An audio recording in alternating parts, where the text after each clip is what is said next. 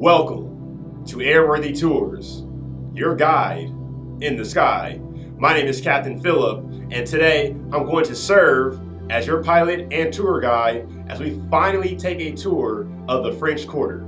This 300-year-old neighborhood is world-renowned for its history, its architecture, its food, and its nightlife. But before we get started, if you'd like to be a part of future aerial tours, please consider subscribing to the channel. We are clear for takeoff, so sit back, relax, and enjoy your tour. The French Quarter was founded in 1718 by Jean-Baptiste Lemon de Bienville due to its strategic location on the Mississippi River. It is also known as Vieux Carré, which is French for Old Quarter. The French Quarter is a historical landmark that sees over 17 million visitors a year and is the epicenter of New Orleans' massive and growing tourism industry.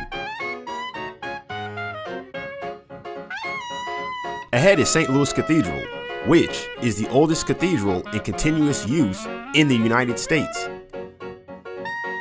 Originally built in 1727 and dedicated to the Crusader King, King Louis IX of France, who was later canonized by the Catholic Church. The original church was burned down during the Great Fire of 1794. However, it was largely rebuilt and expanded in the 1850s to its current structure. And today it is New Orleans' most popular historical landmark. To your left of the cathedral is the Cabildo. The Cabildo was the site of the Louisiana Purchase transfer in 1803, which finalized the United States acquisition of the Louisiana Territory from France and doubled the size of the nation. In 1853, it became the headquarters of the Louisiana Supreme Court and was where the Plessy versus Ferguson decision originated in 1892. Today, it serves as a museum. In front of the cathedral is Jackson Square, originally known as the Place des Armes. It was later renamed to Jackson Square after Andrew Jackson, who was a general during the victorious Battle of New Orleans.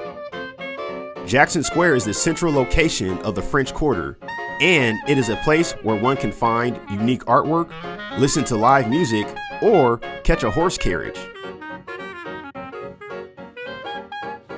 However, the statue has come under increasing scrutiny and has become a flashpoint and hot topic between those demanding its removal and those who want to leave it up.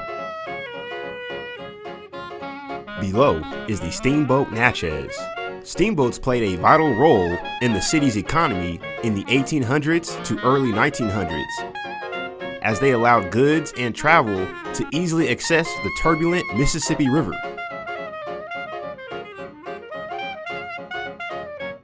The Natchez offers daily and nightly cruises.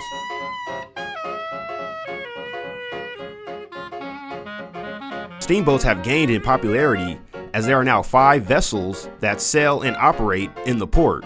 They range from 2-hour cruises to 2-week cruises that go as far as to St. Louis, Missouri.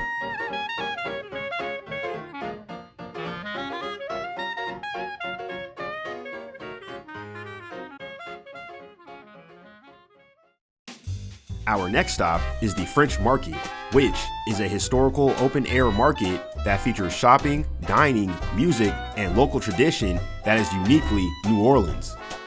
The French Market originated as a Native American trading post along the Mississippi River. From there, it evolved into a cultural and commercial hub for New Orleans, as French and Spanish colonists opened the market up to ships and traders from all over the world. Today, the French Market includes 5 blocks of local produce, specialty art, handmade crafts, retail shopping, and more. Below is the original Café du Monde coffee stand, which was established in 1862.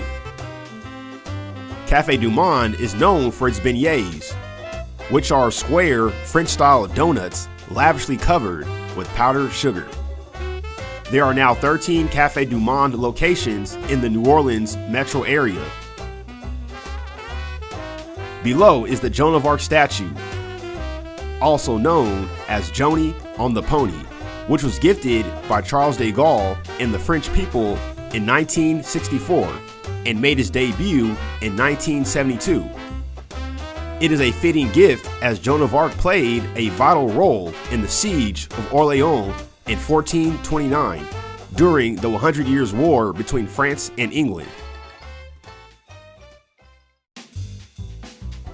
Let's talk about the architecture. The original French colonial buildings were largely destroyed during the Great Fires of 1788 and 1794, making most of the French Quarter's 2,900 buildings as second-generation Greek Revival and Creole styles.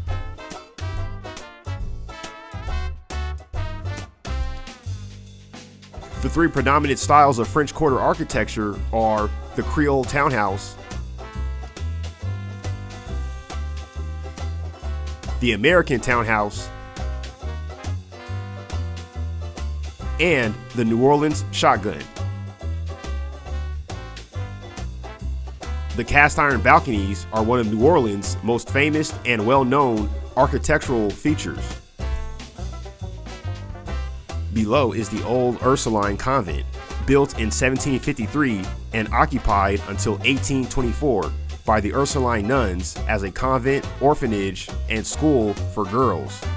The Ursuline nuns have been in New Orleans since 1726 and were even present at the Battle of New Orleans.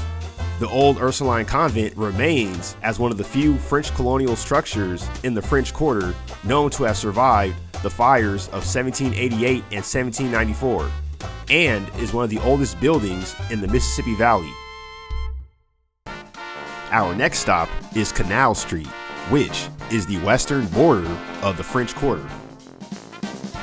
The street once served as a neutral ground between the old families of Spanish and French descent living in the French Quarter and the newly arriving Americans who preferred to settle in the American sector.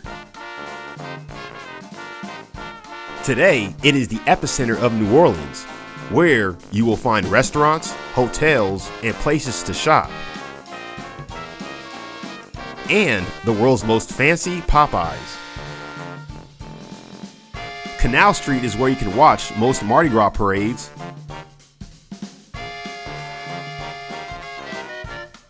and where you can catch a streetcar. You can use this reliable form of transportation for $3 for 24 hours.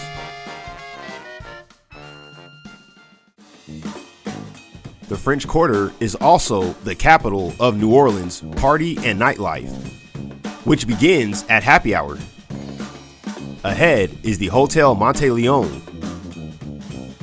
which is famous for its carousel bar. Next is Jean Lafitte Pirate Bar, which is one of the oldest bars in the country.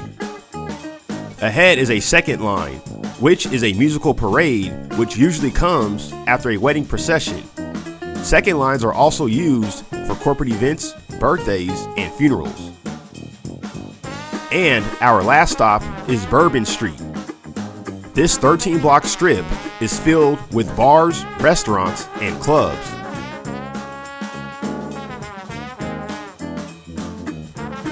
It is the only place where you can get beads thrown at you year-round. Best of all, you're allowed to carry a to-go cup, which means you're legally allowed to drink alcohol on the streets. Every single bar on Bourbon Street and in New Orleans will be more than happy to serve you one. And if you like to party, you're in luck, because Bourbon Street really does not ever close.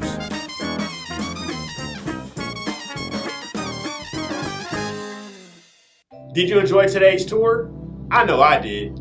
If so, you can tip your tour guide by hitting the like button. Also, don't forget to check out some of our other tours as well. Thank you for flying with AirWorthy Tours, and we look forward to seeing you on our next flight.